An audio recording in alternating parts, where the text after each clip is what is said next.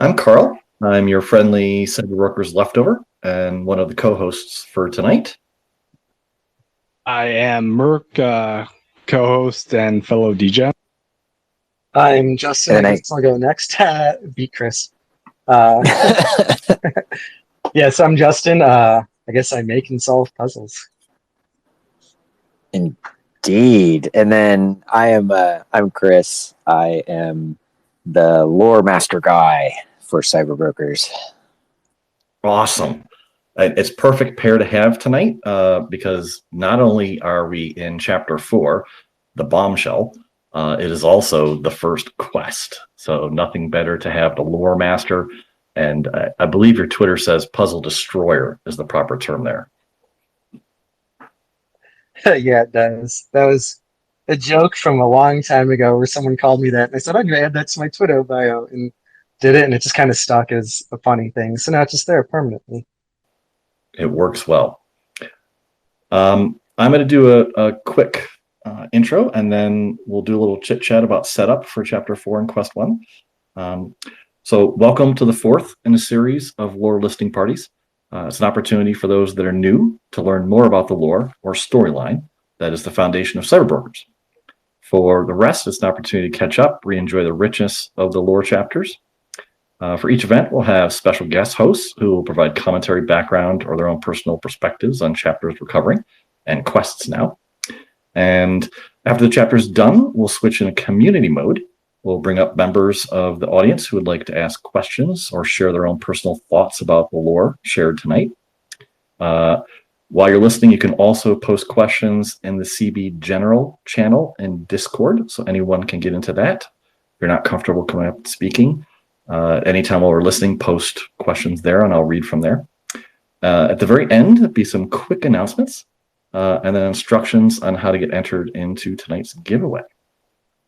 You can also find past recordings on Twitter for a couple weeks and permanently now on the new CyberBrokers YouTube channel.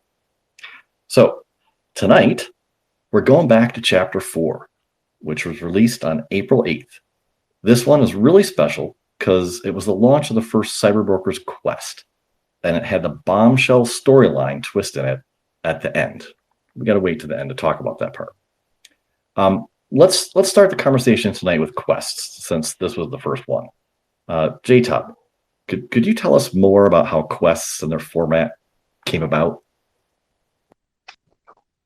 Yeah, so I guess Josie first approached us over a year ago. It was like March of 2021. And like, hey, got this project working on called CyberBrokers. Kind of broke it down for us that she basically pitched this idea. I want to make ARGs and quests like a core part of this project I'm making, and kind of just like it was her pitch to us, be like, hey, come build this for us. And we loved it. She shared us a few of like the samples of the art of what she was building. They looked dope at the time for it, and everyone can now see for it. They look fantastic. And obviously, I mean, that's just a testament to how long she spent on them, because she approached us over a year before she launched this project, and she already had started work on it. So that just shows how dedicated she's been to this project since then. And then it was probably about January this year, I think, is when she actually recruited us, and she had things planned out of exactly what she wanted to do.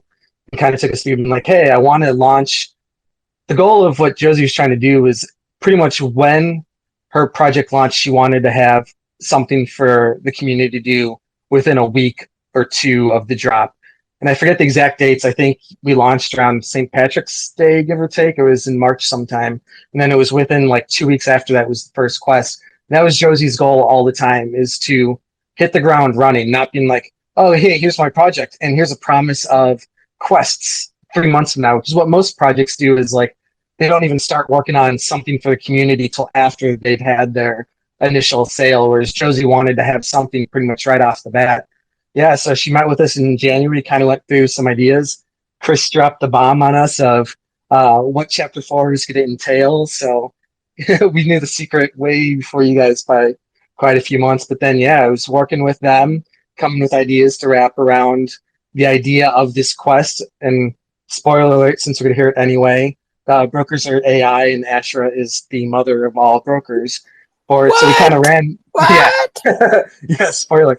Yeah, so we kind of ran with that, and we're like, all right, well, she's the mother of all brokers. It makes sense that like her code would kind of be in everyone's biometric data, like fragments of it. So the idea kind of revolved around for everyone that's part of Quest 1 or wasn't, the idea was you're collecting these broker biometric profiles through each of the days, and you collect all 5 of them and combine their biometric profiles to reveal the name Ashra was the big reveal at the end of all of this with all the data you collected for it. And that's kind of how it came about. It was kind of like a back and forth. Chris shared where he wanted to go with the story, and then we took that and figured out how to wrap a quest around that to make it engaging for the community.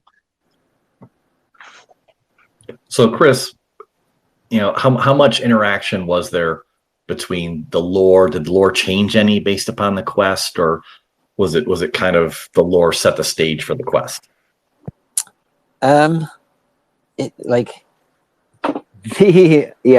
Yes, like always. I'm still like reeling from the reveal. I didn't even know that. Oh my gosh. But no, that was the whole point, right? Is we wanted the lore and the quest to be intertwined, right? The whole goal with all of this is getting to the point to where we are, a community that is writing a story together. And the way that we can do that is through these moments, right, in the story where we are talking about like, and this one especially, like it's a tectonic shift depending on what happens here, right? Like I don't want to talk about it yet, but the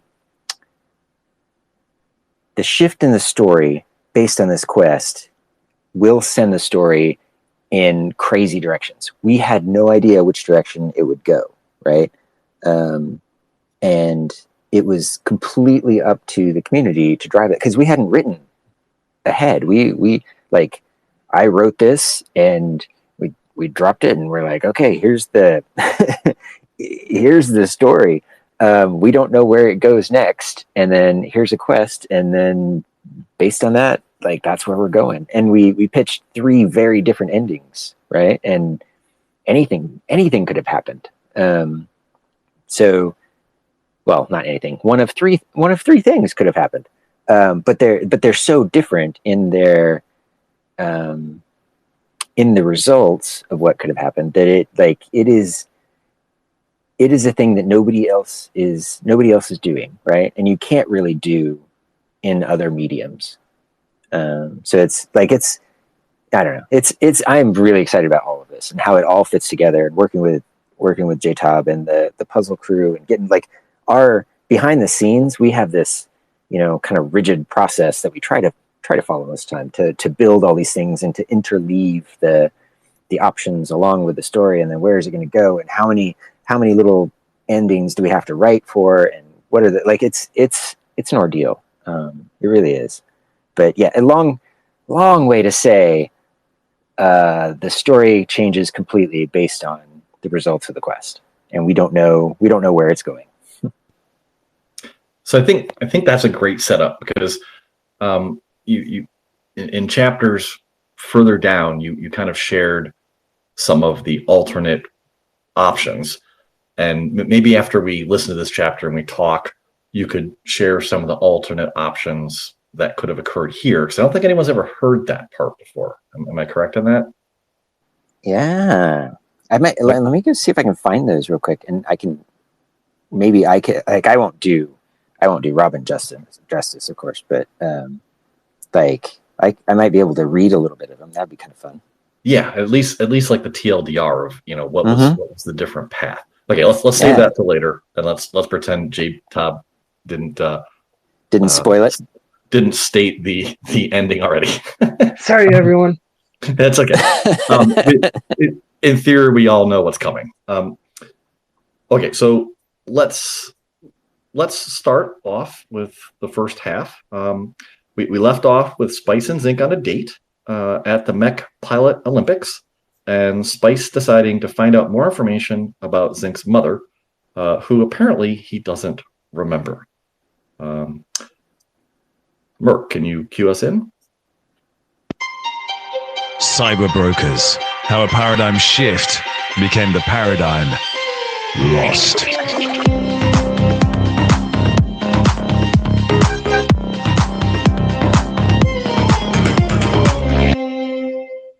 Project Paradigm, Chapter 4, Fear. Water sluiced off the roof, through the darkness, and spattered at the edges of a shallow street puddle. A glitch, a slash of discordant color, and the wetness collected throughout the rain-slick alley vanished. The timer on the thunderstorm event had expired. In this older area of town, where posterized bands of blackness met along the jagged edges of ill-fitted displacement maps, the hammer of massive steel plates crunched, echoing off alley walls.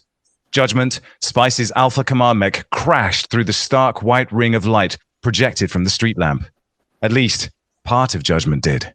Its left arm gouged a path in the digital asphalt, flashing from darkness to darkness again as it tumbled by the light pole. Finally, it smashed to a stop against a run-down storage building door, and Spice's voice flared over the short-range comms channel. Shit. Off balance and dodging its own arm, the Alpha Command Mech stumbled forward and toppled into a heap. Spice needed to swap to something more elusive, yet still fast, if she was going to escape demezing. Punching the eject button, the view screen evaporated, and she was hurtled to the wrecked walkway below. Spice leaped up and bolted, hitting full stride while flicking the toggle on her bracer. A power suit snapped into existence and wrapped her entire body mid-sprint, protecting her from the falling debris as the mech-smashed warehouse started to collapse behind her. She was in trouble. "Ken, come in, Ken," she shrieked into her comms. "What the hell is happening?" came his panicked response. "Demons." "What? How?" "Never mind, just portal out of there." "I can't. They've locked down the instance somehow. Jump codes are disabled."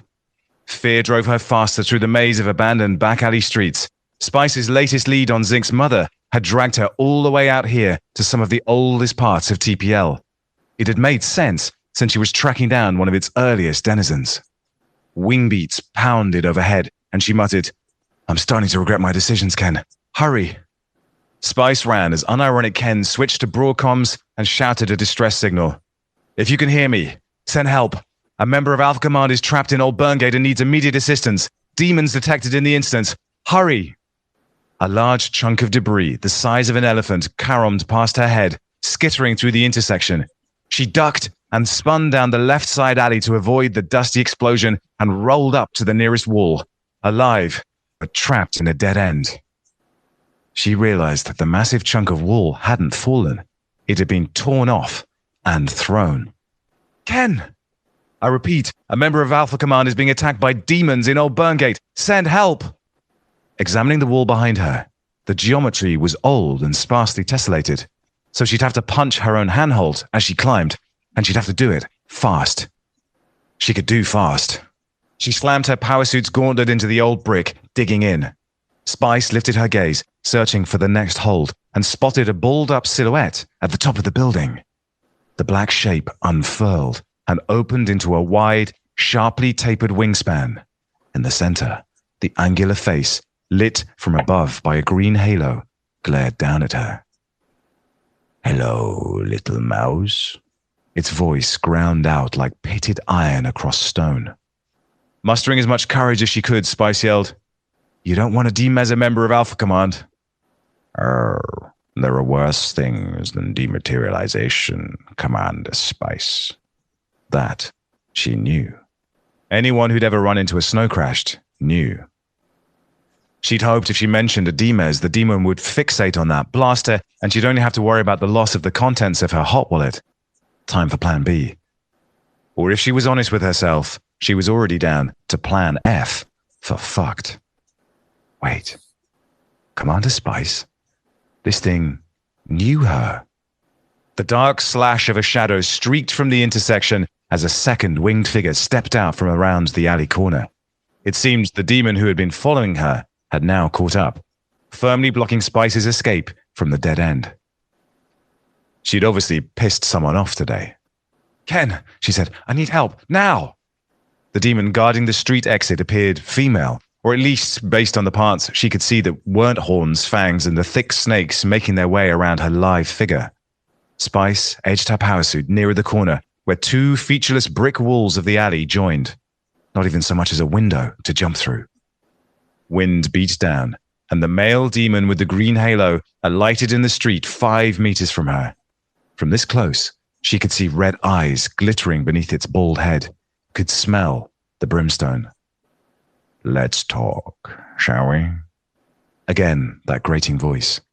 Spice heard more than saw a dark shape strike the ground in between her and the bald demon, like a black lightning bolt. A woman rose from her crouch, the crushed gravel where she'd landed still smoldering. With an easy lilt in her voice. Oh, did you already get tired of talking to me? Holy shit, whispered Spice. Well, half right, came the soft reply. A nun. The male demon shrieked, flicked out its claws, and lunged forward. Not so fast, Zippy. The nun held up a single finger and gestured back to the mouth of the alley. A massive feline shape, a huge black panther, stalked back and forth, herding the snake-wearing demon back toward the streetlight. A holy symbol dangled from its corded throat. The beast opened its mouth, and the long, soul-shearing roar rocked off the brickwork walls, echoing beyond the alley like a call to arms. The nun glanced over her shoulder, back toward Spice. Run, girl. Still staring at the panther, Spice closed her mouth, then opened it again and stuttered, but the jump codes aren't. Snatching her holy symbol, the nun flicked her wrist wide and the object sparked, snapping out, suddenly enormous in her hand. The horizontal bar shot out to become an ornate crossguard, and she gripped the top while it sprouted into a two-handed hilt. The bottom length blasted into an enormous golden glowing plasma sword, screeching as it carved a burning furrow along the pavement. The 4-meter-long sword hung in the air, buzzing, dripping hot plasma. Then she slowly brought it around to rest between herself and the demon. The jump codes are fine. The nun shifted her footing. Go! Not needing to be told a third time, Spice punched her bracer commit switch and watched the alley swirl as she bridged away. Okay, action, action, action again. Spice has crash-landed her mech, been chased by demons. Ken sends out an SOS to the entire TPL, and somehow nuns show up and save Spice. Chris? Yes. Please tell us more. Yes. So good. So as we were putting all this, the whole set together, right? One of the fun things we wanted to do was to sort of storytell within the little chunks of descriptions for all the different talents, right? So you'll if you read through it, you'll notice that like there's sort of this synergy between nuns and demons and like cultists. They kind of work together, right? And we've got a couple other areas in there that also like the samurai and the rat. Like there's not the samurai and the politicians, for example. There are talents that like naturally cluster together, and so for this, we had this whole like this whole mech, like all of this stuff, like the giving out the part, like we had all this exciting destruction and mayhem that we wanted to introduce, and to do that, we thought like it would be super cool to have a to kind of talk about one of these conflicts that's inherent in the talents, right? And so the demons and the nuns were sort of like my first pick, because I'm like, oh, these are gonna be cool, because the thing about the demons is that they can make things they can bend the rules, right? Like that's kind of their jam, and this is why they hang out in the deeper confines of the of TPL. And so if their natural predators are nuns, then if we see demons, we're going to see nuns close behind, right? And so in this case, I really am just beating up on Spice a little bit in order to showcase sort of this conflict between demons and nuns. And I wanted to write a scene where a nun did a superhero landing with this badass plasma sword just dripping awesome, right? Like that was kind of a thing. I was just like, all right, I got to work this in here somehow. Mission accomplished, I guess. But that was, and that's kind of part of the nuns, right? Is like in real life, nuns are very staid and very very formal and very very proper. And so when Josie made the nuns, designed the nuns in CyberBrokers, she made them sort of like the anti-traditional nun, right? And so what goes better with an anti-traditional nun than this badass sword-wielding ninja nun? So that's where this was born. And there's, if you read the descriptions of the demons that are in here, you can actually go and pick out which specific ones they are. That little Easter egg there. But those are actual specific demons that are in the story. Okay, so there's a quest that we have to go do later. Figure out which can you pick the nun out as well, or just the demons? No, just the demons. Just the demons. Yeah. Your comment there is interesting because I never thought about it that way, that if the demons have the ability to bend the rules a little bit, they would be in places that weren't updated by cleanup crew. They would be older school and have flaws and things like that. It's interesting side note. That's exactly it. Yep. Okay. So I'm trying to figure out how the connection between Ken calling and none showing up. So can you talk about communication mechanisms or alerts, or was there anything in relation to that kind of came into this part?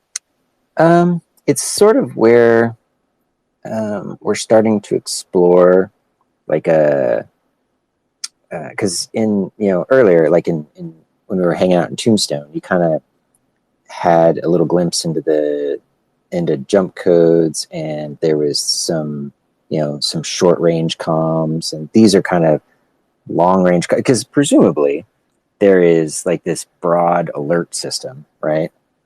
Because it's a thing that's in every MMO. You can broadcast to the whole world, and as an administrator of the MMO, right, you're in there working on the servers or whatever, and I'm gonna take the servers down. We got to tell everybody the server's coming down. You broadcast a message so everybody knows that stuff didn't just crash. This is there are channels to communicate with everybody on the server, basically. And so the sort of assumption here is that the Alpha Command team has at least a limited way to do a similar thing, where they're just broadcasting on the emergency broadcast network, basically, right? And so the theory is that the nuns were listening, right? They're always listening because they're always hunting the demons. They're combing TPL, looking for the blips in the they're looking for the little chunks of the matrix that look like they're out of place, because that's gonna be an indicator of where demons are, right? So they're this. It's this constant cycle of hunting and battling and all of these things. So you're seeing just a little bit of lore into that that whole conflict between the nuns and the demons. Yeah, and it's interesting. It's that balance that must be kept, so that the demons can't go too far. Probably the nuns can't go too far either. It's just kind of being a middle ground. Exactly. JTob, so you must have read the lore beforehand, obviously for quests. give us any impressions you had of the setup of how this is going to lead into the quest. Actually, for this one, I don't think we read it till a few weeks before.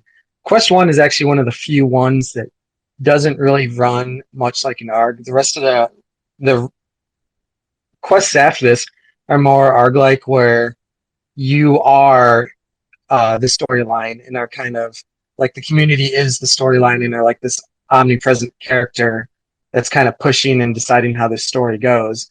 Whereas the first quest kind of more ran independently. You were kind of like a side story where you're this group that's kind of plowing through these firewalls, trying to find. It's like you're the group that was hired by Spice to find this data on Zinc's mother for it. So you're out there searching these shell corporations or the websites as they were, basically trying to find out information about Zinc's mom. You're finding these firewalls, you're breaking down these firewalls and collecting these biometric data for it. So really for this first quest, it was more kind of like a side objective rather than being integrated directly into the chapter 4 story. Mainly because for this one, I think everything had more basically been kind of written. This story was kind of already developed up till this point for this first quest, but definitely for quests after this, if you haven't noticed that it's more kind of like, it is more like an ARG where you are live action, like observing the story as it's unfurling and making decisions about it. Yeah, and this one, the goal is to, like, the entire goal of this quest is to give agency to all the broker owners, right? Give agency to our audience, in that they are specifically the ones who discover that I guess JTobcat. The bombshell. Yeah.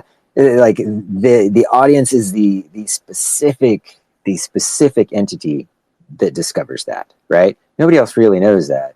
It's the audience that goes out, pulls down the data, and is like, holy shit, here it is.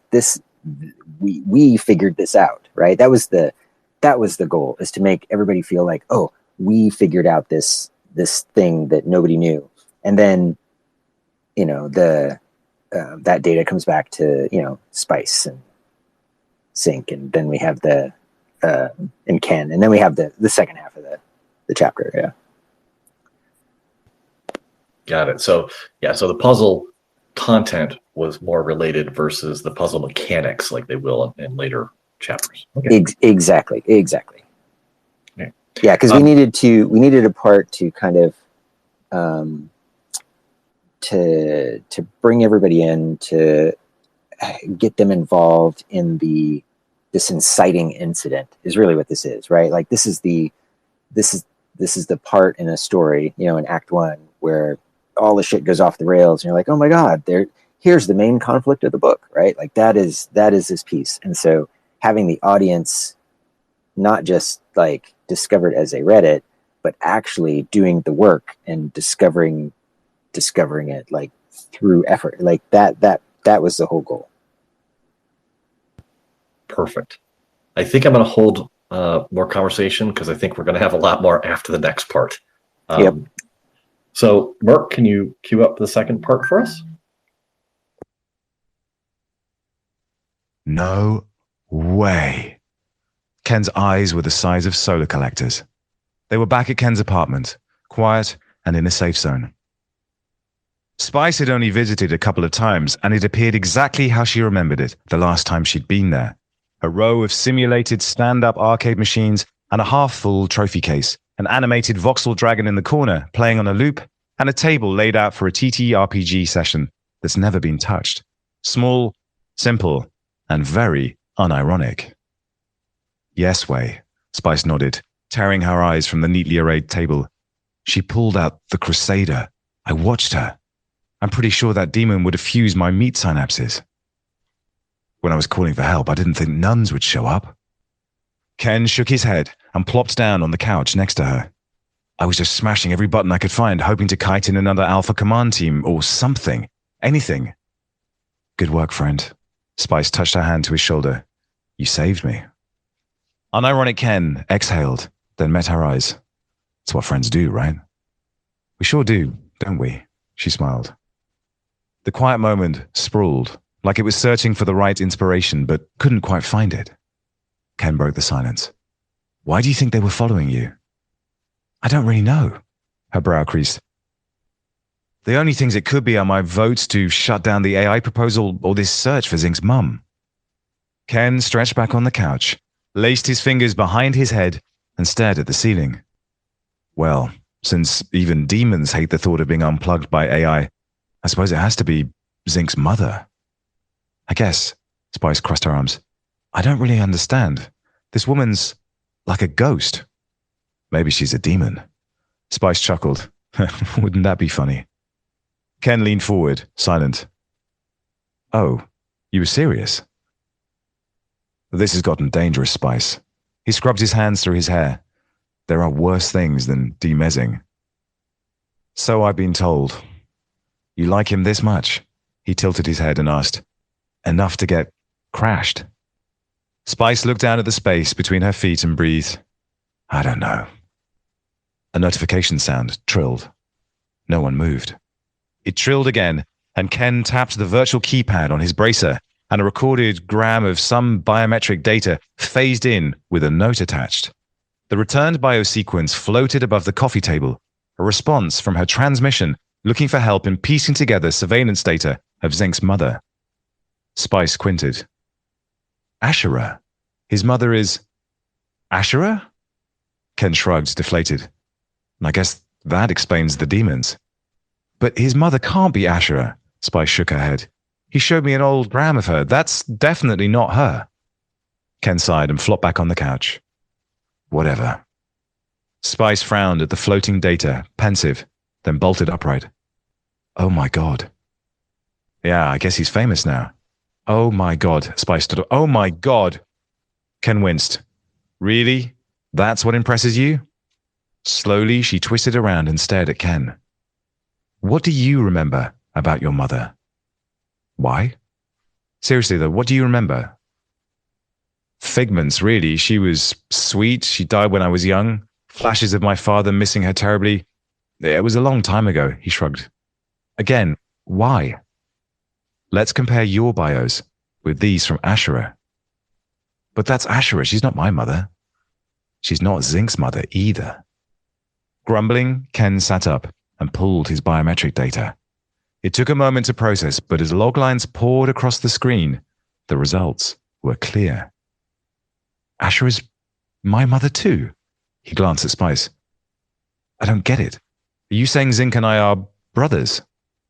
Spice froze. That'd be really strange. He started the process of pulling his biometric data again. I must have had Zinc's data cached and loaded it by mistake. I'll pull a fresh batch. It's the right data, Ken. He started to protest. There's only one answer. Spice took a step backwards. Asherah is a program, Ken. She's the source code all brokers inherit theirs from. What? You're a program, Ken. All of you brokers are AI. That's why I'm being hunted. This changes everything. No. Your code. Running on a computer somewhere. You're not plugged in at some government facility. Your body's not in cryo. That's why they can't ever seem to find enough technology to revive all of you. That's why nobody's memories match the data. It's because cyberbrokers were programmed by software engineers, not birthed from a mother. That can't be right. Everyone knows AI is terrible and cold and unreasonable. We aren't like that. Spice took another step backwards. No, I refuse to believe it. Ken climbed up from the couch. I am not AI. I can't be. But the data, proving otherwise, was right there, floating between them. I have to go, Ken. Spice reached for her bracer. Ken, tears brimming, pleaded with her. I can prove it. I know I'm not AI, because if I was, I wouldn't be in... Spice logged out. The world seemed to swirl in blackness for a moment. She opened her eyes, jerked up and threw the TPL headgear across her cramped, steamy room. Crawling to the corner, Spice peeled her vest off and kicked it from the bed. It's not real. It's not real. She pulled her knees up to her chest and huddled on her bed. The tight walls of her coffin seemed to close in around her. If the brokers aren't real, are the other drifters real? Is any of it real? Her thoughts went to any possible time she'd had interactions with people from her own village. Had she ever spent time with them in the metaverse? Could she ever remember seeing them in TPL? Definitely not, since she'd elected to sign up for Alpha Command when she was a kid. TPL is so large and there aren't very many of them, so she just assumed the other members of her village were exploring other areas, going on other adventures, doing something else. Is it just a big game? Is anyone real? Except me? Spice rocked back and forth, still clutching her knees.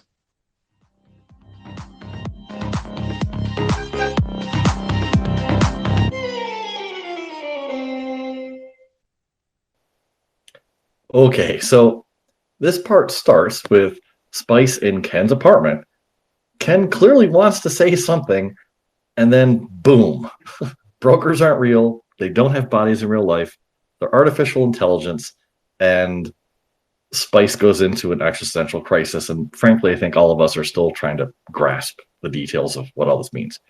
So, Chris, this was like the twist. Where did this twist come from? Yeah, this was the piece that I pitched way back when we were talking about it to Josie and Ben as to like here is this cool thing that we can build in, and it's this epic twist that happens, and all of a sudden we have worldwide conflict, right? Because the goal was to build up in the first few chapters, right, the existential threat that AI is, and then at the same time building empathy for the cyberbrokers, because the poor bastards are, locked in cryo and they're stuck online 24/7, right? They don't get to rest. Like, that must be that's like, so we want the audience to empathize with them and feel like AI is evil. And then all of a sudden we're like, bloop, oh, just kidding, everybody's AI. Like, we got so much hate mail for this. We really did. But it was so cool, because what it did, it introduced, because the world was kind of in a steady state, right? And this introduced chaos. And when you do that, that gives you the opportunity for conflict in the story. So now that we have this widespread chaos that we're about to unleash, that's what the next quest is about, right? Like unleashing that chaos. But we've got this table set for conflict, and what that means then is everyone who owns a broker can now tell their own stories, right? They have space to tell their own stories inside of a TPL, and so that was the goal the entire time, is to do something to kind of like describe the world and then shatter it so that there are pieces where everybody can play. Does that make sense? Yeah, absolutely. One more question that I want to ask JTob one. So can you give us the TLDR on the other options that could have occurred here? Yeah. I was thinking the other options for the next chapter. So you're gonna have to wait one more. You're gonna have to wait one more chapter for that. Yeah. I was wondering on that. I'm like, what other options? No. I got all excited because I want to and I did go find those, and so I have those, and so like the next one we can read those, and it'll be like that'll be super fun because we can read the alt endings. So JTob, clearly, the story talks about a lot of the components that were in the puzzle, the DNA. How much time did it take to kind of craft those puzzles to match versus just like having a clean slate sometimes when you guys create puzzles? For this one, actually, it was kind of a clean slate in a way. We were actually the ones that created like the company names, so like Panda Panda Panda. If you actually look at AdBuddy, that was actually a big surprise to us when we had no idea that was coming. We had created these company names for the quest, and then all of a sudden the reveal, well, I guess it was instant reveal, but all of a sudden we saw an ad buddy pop up, and we saw all the 5 screens had the logos being made, which was insane us to see, because like we had no idea that Josie was like incorporating these, because I mean we were helping build it. We didn't realize she was incorporating it. Like the chemists say Polymetal Labs on it for it. She basically, so if you go to look around, you can see little tidbits of these companies that we built in the actual art that Josie ended up designing, which is crazy us to see when she actually did it. But besides that, for the most part, a lot of what you see on the story does come out of from us developing the quests, where we'll get like a core idea that we want to just, obviously we knew the end goal here, which is usually what we start with. We kind of work backwards, so we knew we had to get to Asher at the end. But working forwards, it was, for the most part, we're given free reign to develop how we wanted to see this do, as long as like we got to that point at the end, which is where all these websites came from, where we tried to craft a world, which was fun to watch when you guys were actually solving the first quest, because obviously we tried to make this world feel rich and full. So we filled up the websites with a bunch about the world and like tried to make it look like it was part of the CyberBroker world.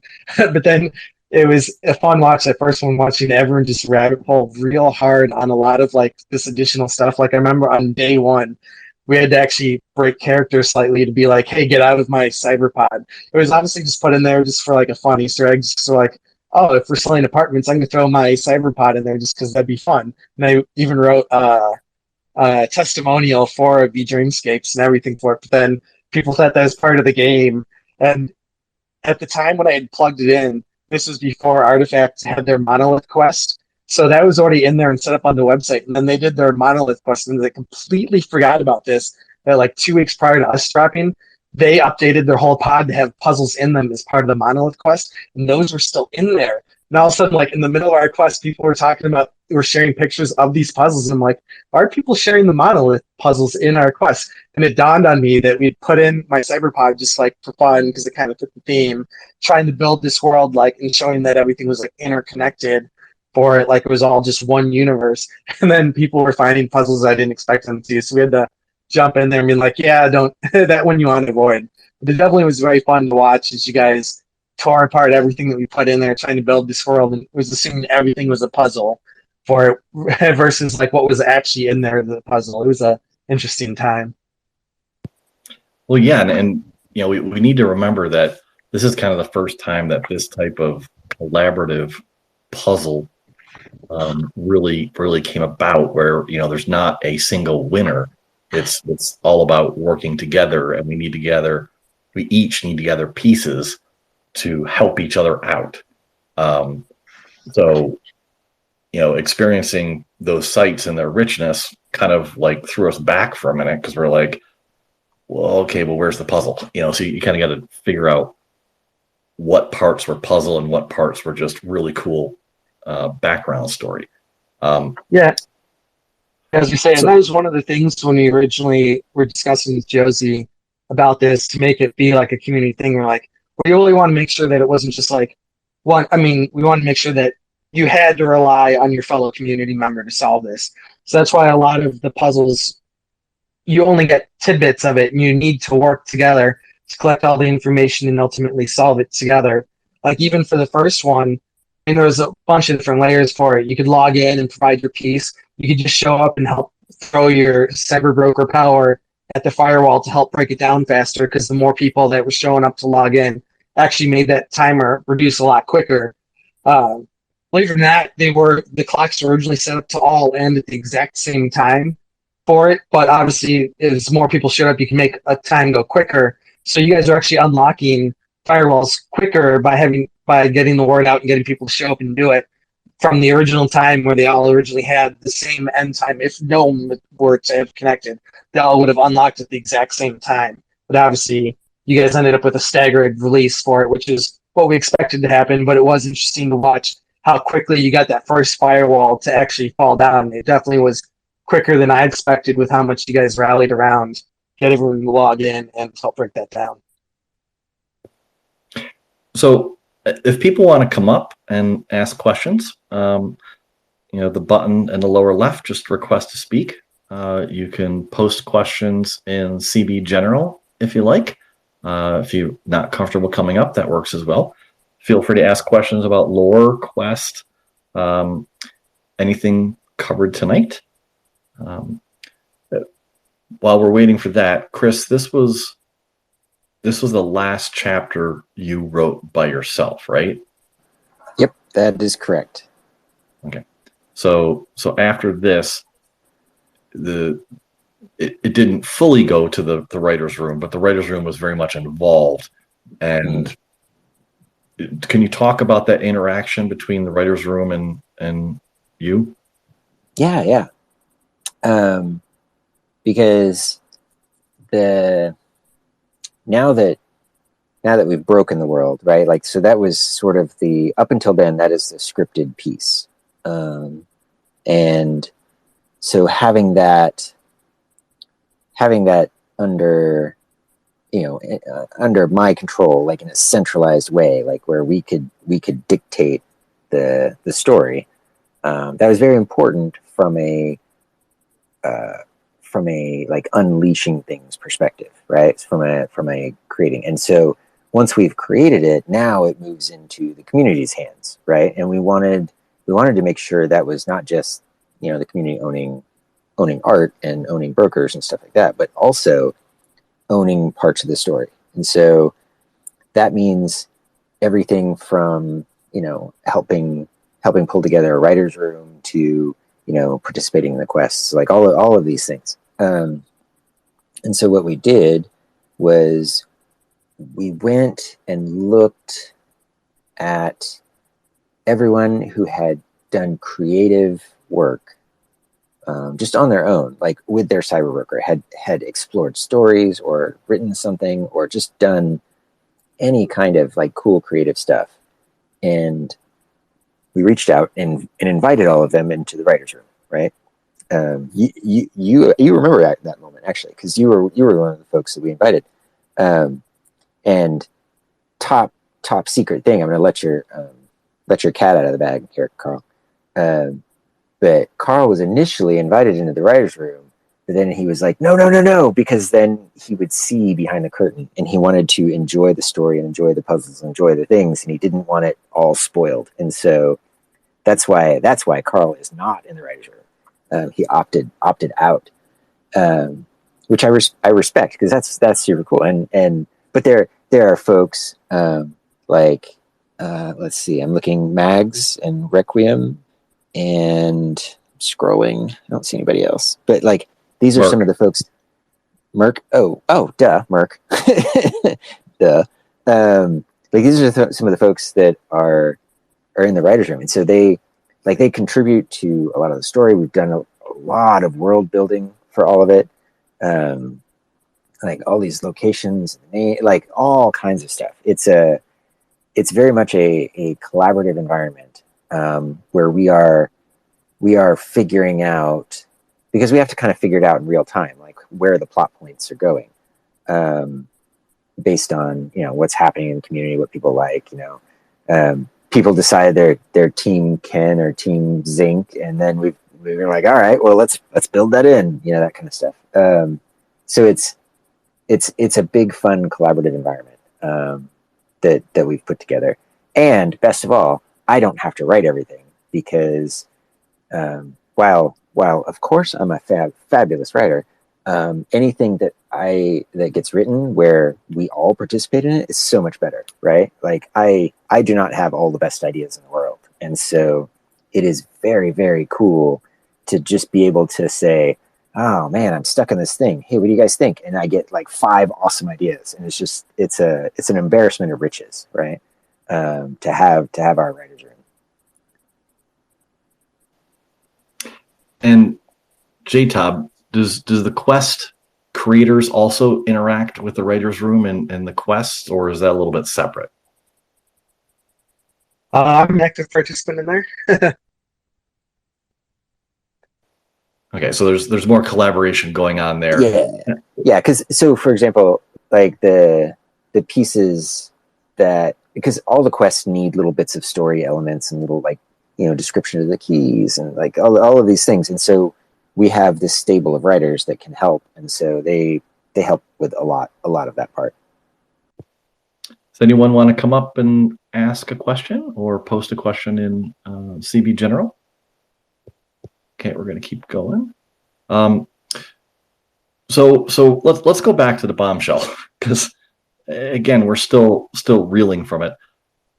So you included two opposite pieces again. There was actually the love triangle thing going on that just got bowled over by the bombshell. Can you talk about that? Yeah, that was like you when you were listening to it, you could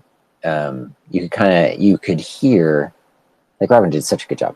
You could hear, Ken being kind of whiny because, damn it, like, great, my arch nemesis for Spice's heart is now this like famous legacy dude, fabulous, right?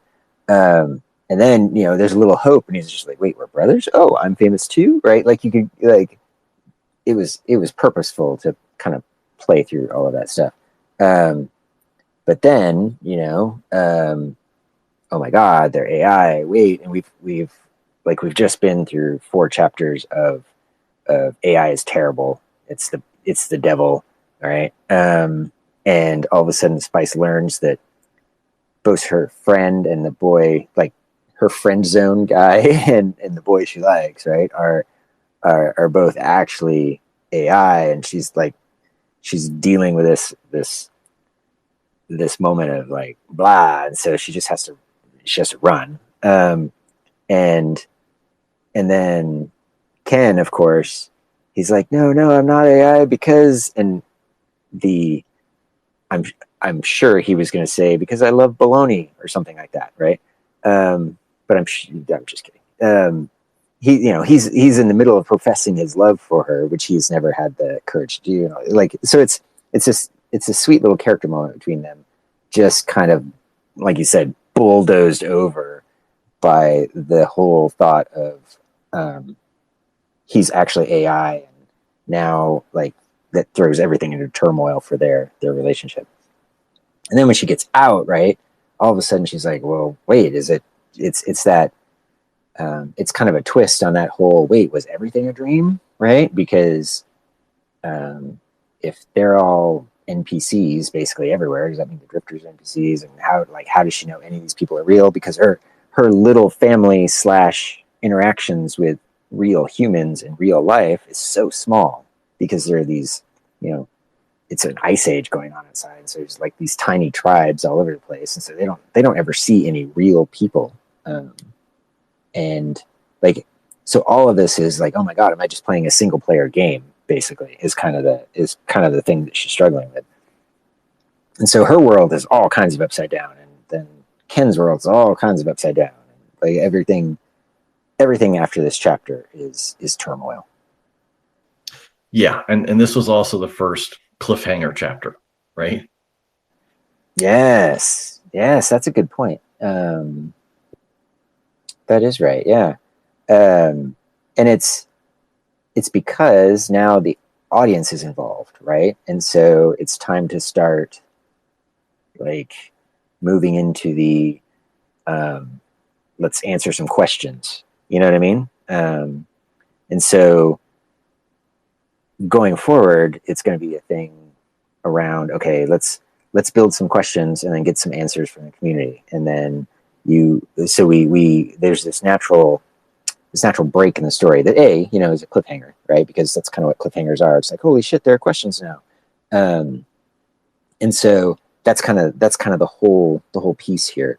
And what it enables us to do is like, there are questions, and then we can kind of outline in the next chapter, here are some potential answers, and they go through a quest and they solve the quest. And by solving the quest, they actually choose an answer, right? And so like it has this sort of natural question, answer, participation flow then that just happens to take the appearance of a cliffhanger, right?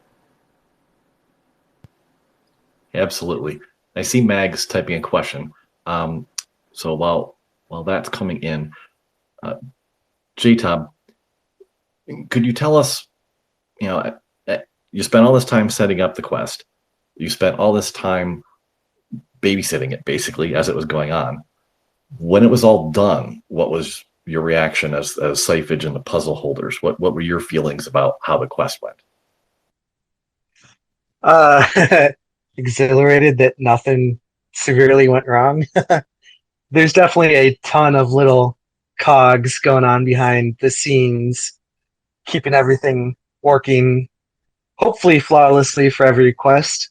But yeah, there's definitely a lot of inputs going into that to try to make it as run as flawless as possible. So obviously, we're always try to account for every possible way that something could fail or something could get off track. And we definitely don't want to see that. And we haven't had one yet, so fingers crossed, knock on wood.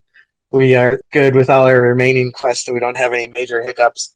I think our biggest hiccup to date was the Crypto Voxels plot with participation rewards. I think that was our biggest one, and we had to quickly come up with a solution for that. But yeah, pretty much every quest, it's always a day of relaxation that everything went as planned, and then basically right back into planning the next quest, discussing the outcome of whatever the decision was that the community decided on for that, where the story is going to lead to by the next quest, and how we're going to plan a quest around that to further branch the story based off of community input. And I'd assume like the lore is going to start changing based upon writer's room. I'm assuming the quests themselves are changing based upon how you're seeing users interact and what they do well and what they don't do well. Yeah, we definitely look at that for it, because obviously the first one was 5 days. People gave feedback that definitely felt like a marathon. So since then, they've been cut down to be 3 days on average for most of them, and more spread out. Like even Quest 3 was obviously a very unique situation where stars aligned with when NFT NYC was going to be. So we actually pushed the quest back by like 2 weeks to align with that, because we saw an opportunity to have an in real life event version of it that tied into the story where Spice gets locked out of TPO. We're like, hey, we can tie this in to the actual CyberBrokers events. So part of the story was being like, hey, we're going to lock Spice out for it, so then we can have an actual in real, like a real life component of her basically signaling to the TPL for help to get her back in. And that then led to a dual party that CyberBrokers still kept their party going on, and then it was revealed that Ethereal Node was built in Crypto Voxels that led to its own party for it. But yeah, there's definitely we look at what's working and what doesn't. Obviously, some things can be changed, some things can't, just due to logistics and time. Security definitely drives a big one of a lot of the decisions on why they are the way they are. Just trying to keep people safe and what they're connecting to, keeping the answer in, or keeping people in the Discord for it. But besides that, just lost my train of thought. Yeah, besides that, I mean, other things that I know we've been trying to do is get people more involved. So we had the one where we had the creative aspect of it, I think in Quest 2, where people who weren't puzzle savvy could then have a more creative goal where they could submit art and earn points for their team that way. So we try to incorporate as many different skill sets into the puzzle as possible. Obviously, we can't have every single quest be like that just due to the time and scope of each one, or we try to incorporate different things that people can do for one if possible. Yeah, and actually puzzle might be a bad word. Participation is probably the better word that leads to a puzzle, right? Because the solving part doesn't come until the end. It's participation required first before we even get to the puzzle. Yeah, and I mean, I guess that's how you could also view it too. Like some people view quests as purely just puzzles, versus what they're really trying to be is more like experiences. Like you are along for the ride of the story. Like you are living the story in real time as it's playing out is what past outside of the first quest, all the quests since then, 2, 3, 4, and 5, which is coming up soon, are all like that. It's like you are living the story as you are participating in this. So even if you aren't helping with the puzzle, I mean, you can obviously just be our participant and be along for the ride and experience the story in real time. Obviously, if you don't have time, you can read the lore, because the lore, for the most part, is a reenactment of what the community did, and how they made decisions for or did things in certain orders determines how that story is ultimately released for the lore for you guys to read. Cool, thank you. Yeah, and I think that point's very, very well said, that it's more about coming along and experiencing the lore live, and the puzzle just happens to be a piece of that. Okay, Mags has a question, and it's a good one. I'm going to see if I can get this stated properly. Mags says, it's so good in this chapter how Spice is struck by how isolating in real life is, and suddenly she feels isolated in the paradigm. Making drifters grapple with brokers being AI as much as brokers themselves was just amazing. Then she wanted to ask, the question was, what was the hope, or was it planned that this experience would affect both brokers and drifters equally? Man, that's a hard question. Thanks, Mags. It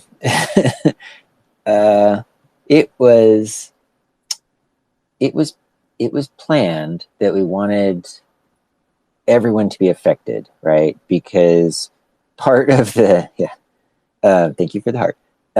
Part of the making brokers uncomfortable is part of that is them uncomfortable with themselves, but another part of that is the drifters uncomfortable with them also, right?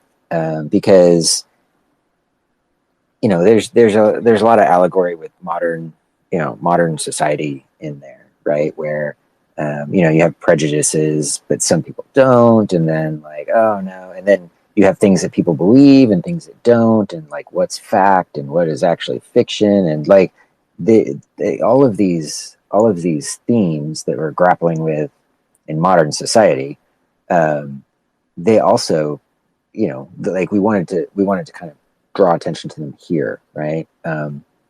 For example, if the brokers are AI,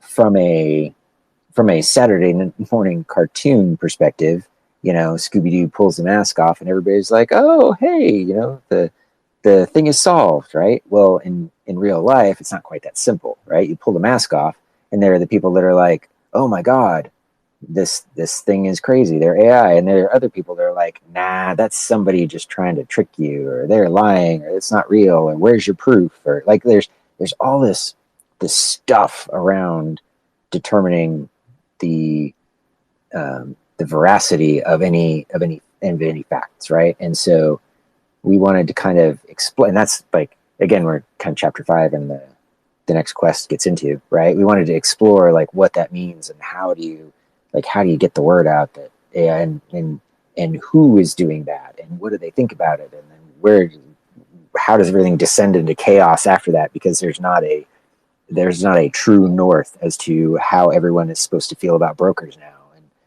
half the people are just like, I don't care. I'm doing my thing. Just get out of my way. But then a lot of them are all wound up, and then there's the brokers that are just like, oh my God, what do I do? And then they're like, yeah. And so all of that was an intentional mess to just throw out there in the world and get moving. Thank you. I think that's probably a good place to end for tonight.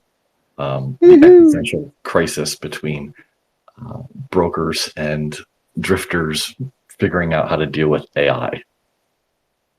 So, a couple quick announcements.